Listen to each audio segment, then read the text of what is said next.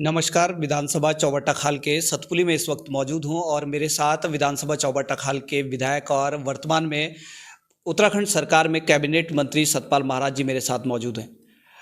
आप देख रहे होंगे कि लगातार 2024 की जो लोकसभा चुनाव है उसकी तैयारियां चल रही है, वहीं 5 राज्यों में विधानसभा चुनाव भी है।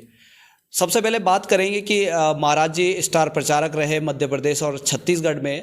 विधानसभा चुनाव है, किस तरह से वो देखते हैं चुनाव के दौरान क्या क्या देखा? महाराज जी, कैसा रहा चुनाव? जहाँ जहाँ मैं गया वो तो बहुत अच्छे हमारे कार्यक्रम हुए और हम लोग रायपुर से लेकर सरगुजा तक जो है गए और हम स्टार कैंपेनर थे, तो काफ़ी अच्छा रिस्पांस रहा पब्लिक का हमारे साथ। और हमने लोगों को समझाया कि डबल इंजन की सरकार होनी चाहिए। जैसे हमारे उत्तराखंड के अंदर हम लोगों ने बताया कि हरिद्वार से जब ट्रेन चलती है देहरादून को तो चढ़ाई आती है, एक इंजन ट्रेन को खींच नहीं पाता है, तो उसमें 2 इंजन लगाए जाते हैं, एक इंजन आगे होता है, एक पीछे होता है। तो यह हमने समझाया कि भाई केंद्र में भाजपा की सरकार हो और यहाँ भी भाजपा की सरकार बने तो डबल इंजन से जो है विकास के काम तेज़ी से होंगे।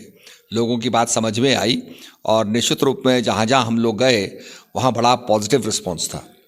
महाराज जी, 2024 के चुनाव नज़दीक हैं और आप भी यहाँ पर विधानसभा भ्रमण के दौरान पहुँचे हैं, तो क्या चीज़ें आपको देखने को मिल रही है? 2024 की भाजपा की क्या लहर है? निश्चित रूप में विकास के बहुत से काम हुए हैं और जैसे कि आपने देखा कि आज हमने जो है 37 करोड़ के जो है लोकार्पण शिलान्यास किया है और लोग देख रहे हैं कि विकास के काम हो रहे हैं। सुदूर जो इलाके में, जैसे हमारे पंडित दीनदयाल जी ने कहा था कि जो अंतिम छोर पर जो व्यक्ति बैठा है जब उसका विकास होता है तो सही मायनों में विकास हुआ। तो आज अंतिम छोर तक पहुंचने का हम प्रयास कर रहे हैं। दुधार खाल बहुत ही रिमोट क्षेत्र है और मेरा तो बहुत रिमोट क्षेत्र पड़ता है, तो वहाँ पर जब लोगों ने देखा कि भाई इतनी चीज़ों का लोकार्पण हो रहा है तो लोगों को बड़ी प्रसन्नता हुई। सवेरे हम पणखेत में गए तो वहाँ पर भवन बहुत जीर्ण शीर्ण था, तो अब हमने वहाँ पर विकास का बड़ा भवन बना दिया है। धीरे धीरे वो मिनी सचिवालय में बदल जाएगा और हम ये चाहते हैं कि जगह जगह मिनी सचिवालय बने और इन मिनी सचिवालयों के अंदर सारे हमारे सर्टिफिकेट्स मिलें। जैसे आपका जो है जाति प्रमाण पत्र हो गया, आयु प्रमाण पत्र हो गया, तो ये सब चीज़ें आपको वहाँ से मिलें। तो यही हमारा प्रयास है कि हम डिसेंट्रलाइज करें और उसके लिए हम लोग प्रयासरत हैं। और हम चाहते हैं कि हमारे गाँव की इनकम बढ़े, पंचायतों की इनकम बढ़े। उसके लिए हमने बहुत से सुझाव दिए हैं, जैसे कीवी उगाना हो गया, ड्रैगन फ्रूट को उगाना हो गया, आंवला उगाना हो गया। जिन उपज को बंदर प्रभावित ना कर सके ऐसी उपज उगाई जाए, मशरूम उगाया जाए, बी फार्मिंग की जाए, तो उससे मैं समझता हूँ कि हमारे गांव की इनकम बढ़ेगी। उसके साथ साथ जो गांव का एक प्रमुख व्यक्ति है उसके जन्मदिन को मनाना और उस समय जो हमारे प्रेरक रहे हैं गांव के जो बड़े बुजुर्ग लोग रहे हैं उनका कोई जन्मदिन बना के उस दिन त्यौहार मनाया जाए, उत्सव मनाया जाए। तो विकासोत्सव की कल्पना हमने की है। तो गांव के उत्पाद, गांव की चीज़ें रखी जाएं, गांव में लोग जो है चहल पहल हो और बच्चे उसमें प्रतियोगिता करें, तो ये एक मैं समझता हूँ गांव लाइवली हो जाएगा। तो जैसे हम पूजा ही करते हैं और गांव में लौटते हैं, इसी प्रकार से विकास की जो है एक पूजा हो, तो मैं समझता हूँ गांव हमारे बड़े समृद्धशाली हो जाएंगे। महाराज जी, लगातार जनसंपर्क आप कर रहे हैं और ये विधानसभा भ्रमण भी चल रहा है।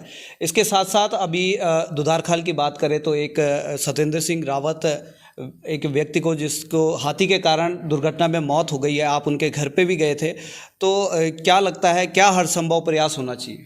नहीं, उनके लिए हम प्रयास करेंगे। मैंने बातचीत की है और डीएफओ से बातचीत की है और मैंने एसएसपी से बातचीत की है और सीएमओ से भी बातचीत की है। हर संभव प्रयास किए जाएंगे उनको मदद पहुंचाने का और हम लोग देखेंगे कि उनको जो है उसमें उपनल के अंदर हम मंत्री जी से भी बात करेंगे और उनको देखेंगे कि उनको जो है जॉब मिले और वो अपने पति की जगह काम करें।